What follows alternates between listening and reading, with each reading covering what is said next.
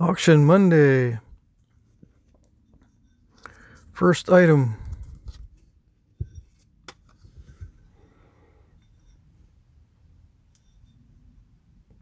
(2C01) Georgetown Flint leaf-shaped blade, high quality raw, 7 and 11/16 inches long.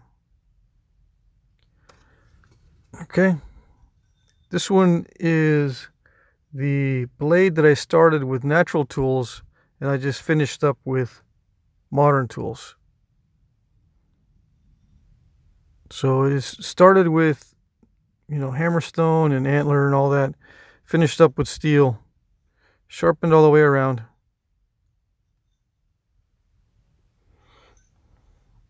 Okay.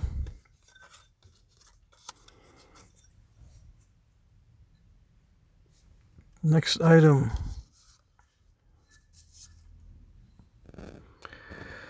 2C02.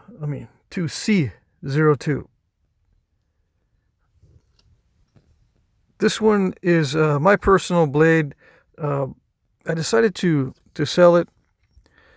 The information on it, it's a Georgetown Flint black, high quality raw, leaf-shaped blade, 7 inches long. Okay. Now, I was going to use it for my own personal stuff, but I decided not to. I wrapped it up with some hemp cordage. There's some defects in here. You can kind of see how lumpy it is right there. I ground it down, and I was just going to use it for, cutting meat and stuff like that, but I'm never going to use it, to be honest. I just like the way it looks, like the way it feels, so I probably will never use it. I'll just sit there. So, there you go.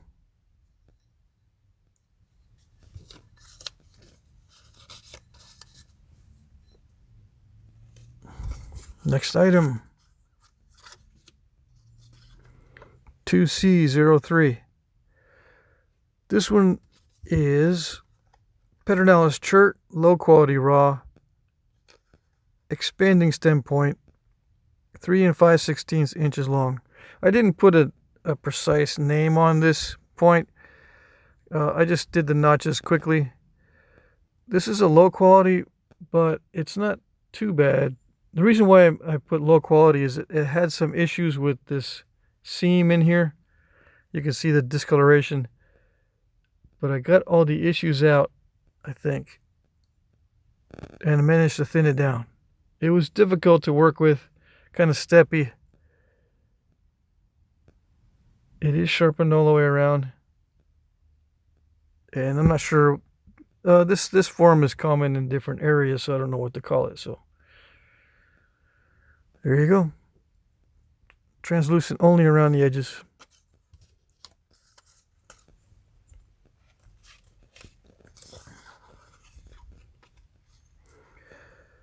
(2C04). This one is Pedernales chert, low quality raw, Dalton first stage, 3 and 7/16 inches long. Okay, a little bit translucent. Again, low quality stuff. I did manage to run flakes on it, but it took a while to get used to it. I had a batch of Pedernales chert. I took out the worst stuff and started napping the worst stuff first. That way, as the week progresses, I'm napping easier and easier stuff. Okay, so it's going to be very durable if you want to use it for something. It's sharpened with little bitty serrations on it. Not intentional, just kind of worked out that way. I was going to put some larger serrations, but I ran out of time. So, there you go. It is ground on the base. Okay. And the stem. Ground on the base and the stem. Next item, there's 2 objects in this item number. 2C05. All right. A couple of Clovis points. This one is a practice point here. Okay. Practice point. The information on this one is here. Pedernales chert, Clovis, plus a Clovis practice point. This Clovis here is 3 3/8 inches long, and this data here is for this Clovis. Okay, I didn't put any information on the practice point. Okay, low quality raw Pedernales chert. Same stuff, came from the same nodule. Okay, so what I usually do when I'm working a new batch is I make practice points and then I make the final attempt. Now this one had some issues here with this material. It's got some quartz in there. It's kind of sparkly in there, and there's another spot in here, or there was. Anyway, you hold it up to the sunlight, you can see some of the quartzite in it. This one here, I don't think I can see any quartzite, and I think I took it all out. Anyway, semi-translucent. Both offered together. This one, yeah, this one is ground on the base and stem, and this is ground on the base and stem too.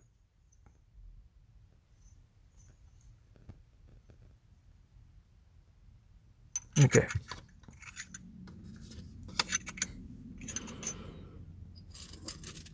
Next item, several objects in this one.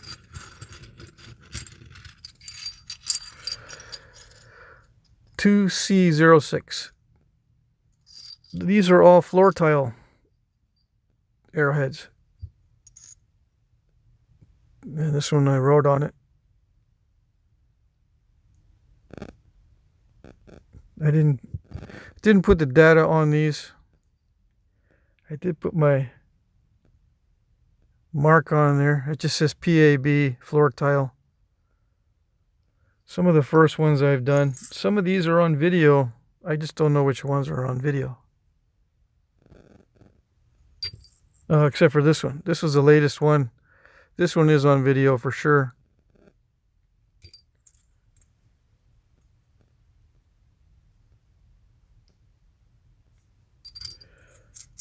Different colors of floor tile. It's mainly the red, and I guess it's a gray, but there's a couple that are a darker gray.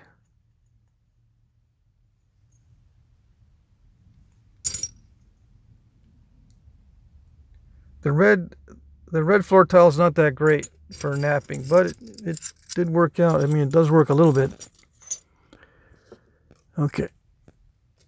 Next item, 2 items in this item number, 2C07. Okay, I think both of these are on video. I know this one's on video. I don't know if I made it on video.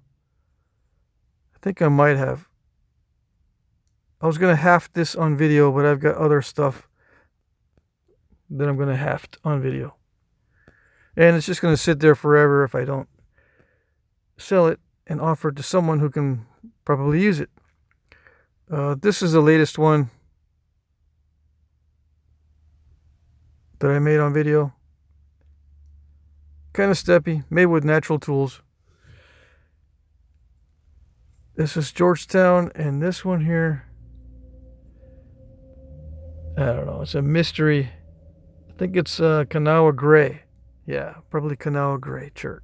Okay.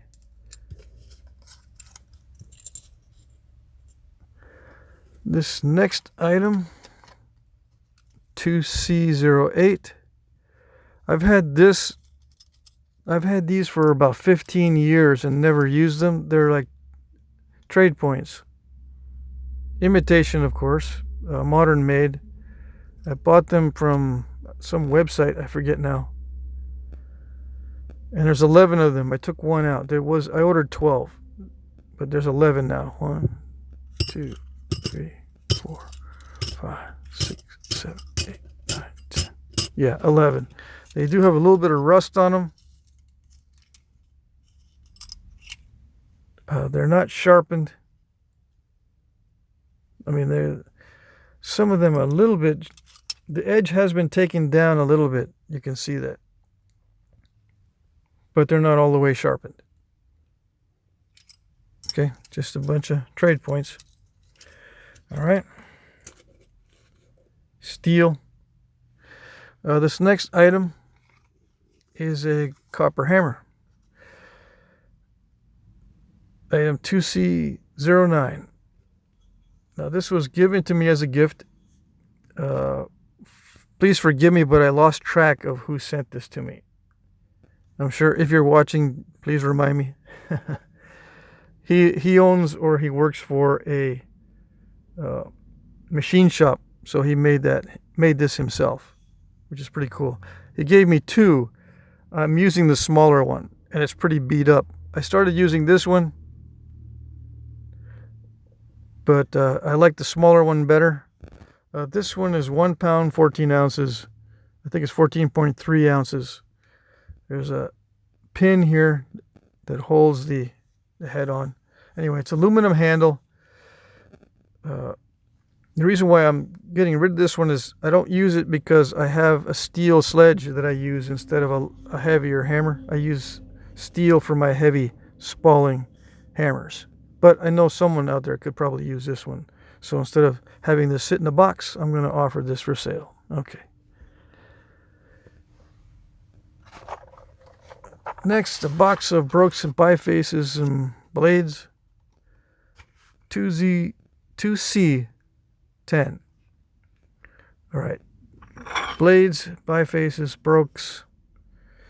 This one is a blade I made, practice run. I don't know when I made this, but it was in the last month. This is a low quality Texas chert, Central Texas chert. Kind of steppy. Anyway, nothing wrong with it. I didn't break it or anything. It's just a typical modern looking knife blade. This one is raw Pedernales chert. It flakes really well. It turned out to be really wide. But I'm offering this because I don't really mess with this type of preform. I'll make them and spall them out and thin them down, but I don't like messing with them. So I know some of you guys do. This is a broken practice piece. It was going to be a long barbed Pedernales at some of the worst chert. This is a very low quality Central Texas chert, raw. But I like to practice on the raw stuff, mainly because that's the best use, I think. I'm not going to use the really low quality stuff for much else. And if it breaks, it doesn't bother me. All right, so some bifaces of Pedernales chert. Pedernales chert. Pedernales chert. 4 pieces of Pedernales chert. These, let's see, these are low quality, raw. Let's see, is that low quality? No. Low quality, raw Georgetown. Is that the other half? Yeah, the top half is good quality, but this lower half was giving me trouble. And there's a line of quartzite in here. Anyway, it snapped on me. Let's see.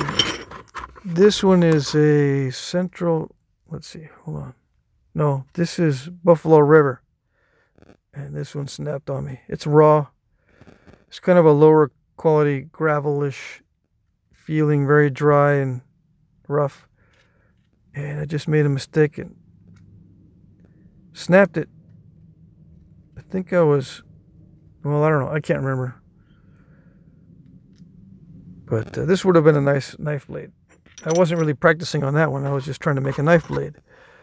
These are medium quality raw Georgetown, but there was issues in the stone. Like I didn't want to mess with them. I didn't want to continue to mess with these because there's issues in there.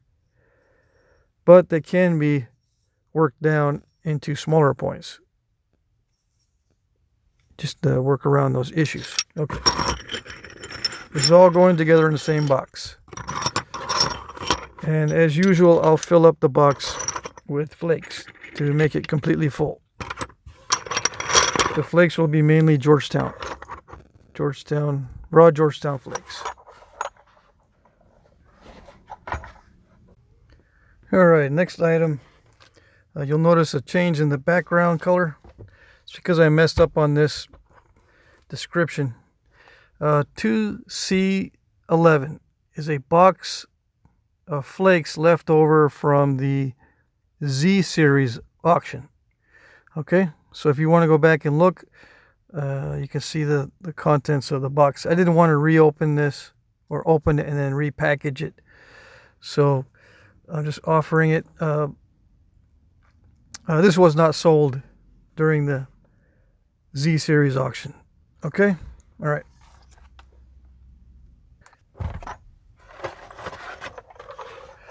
All right, next series of items. I'm offering 5 boxes of flakes. Let's see. I'm going to be doing this every auction, probably. 1, 2, 3, 4, 5. Yep, 5 boxes of flakes, all very similar. This particular one will be 2C12. A piece of heat-treated West Texas chert. That one's going to be interesting. Piece of black butter or obsidian, what they call black butter.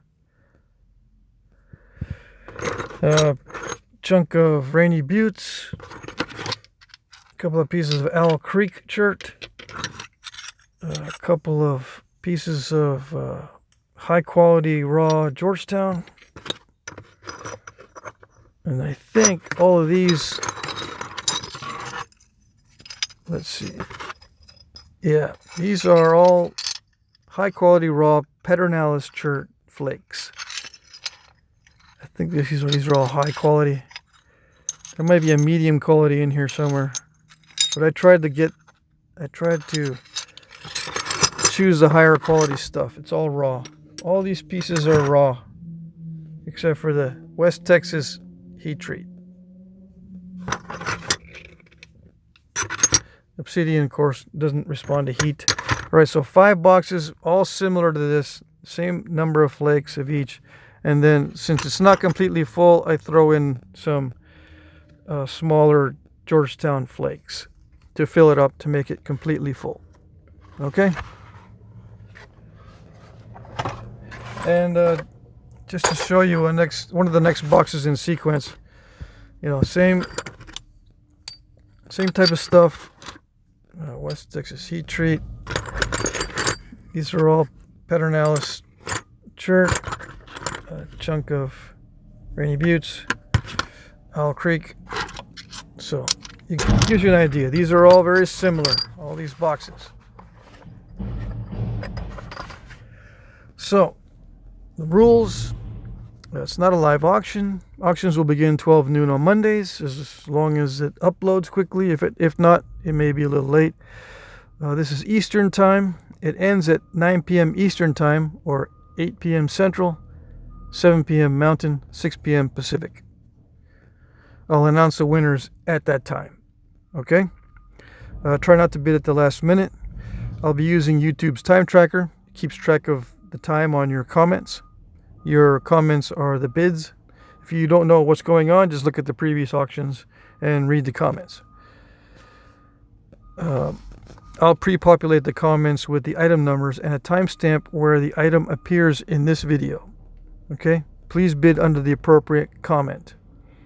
I'll try to monitor the comment section and periodically check to see if there's any questions or issues. I will like a bid when I see it. So when you comment with your bid, if you see a little like on it, that means I saw it.